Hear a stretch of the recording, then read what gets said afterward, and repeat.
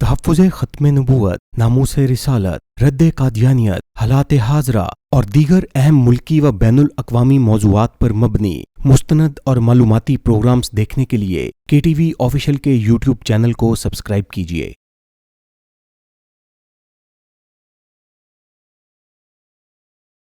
السلام علیکم ناظرین، مرزا غلام قادیانی کو برطانوی صہیونی قوتوں نے مسلمانوں کے خلاف سائیکولوجیکل وار کے ہتھیار کے طور پر خود لانچ کیا تھا تاکہ بر صغیر کے مسلمانوں کے قلوب و اذہان سے اسلام کی محبت، جذبہ عشق رسول صلی اللہ علیہ وسلم اور جذبہ جہاد کو نکال دیا جائے۔ مرزا غلام قادیانی اپنے آپ کو برطانوی سامراج کی جانب سے لانچ کیے جانے کا خود اعتراف کرتے ہوئے لکھتا ہے کہ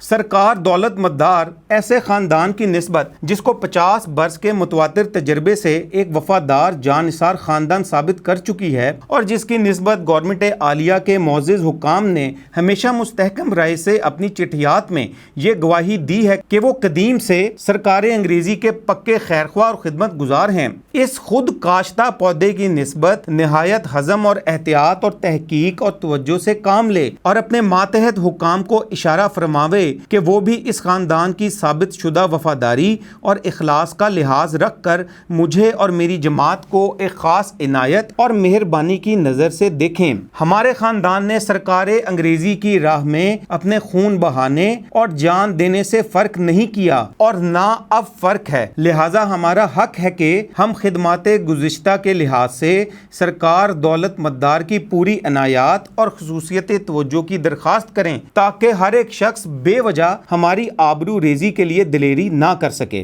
حوالہ مجموعہ اشتہارات جلد دوم صفحہ 198۔ یہ تھا آج کا حوالہ۔ نیکسٹ پروگرام تک کے لیے حسن رانا کو اجازت دیجیے۔ اللہ حافظ۔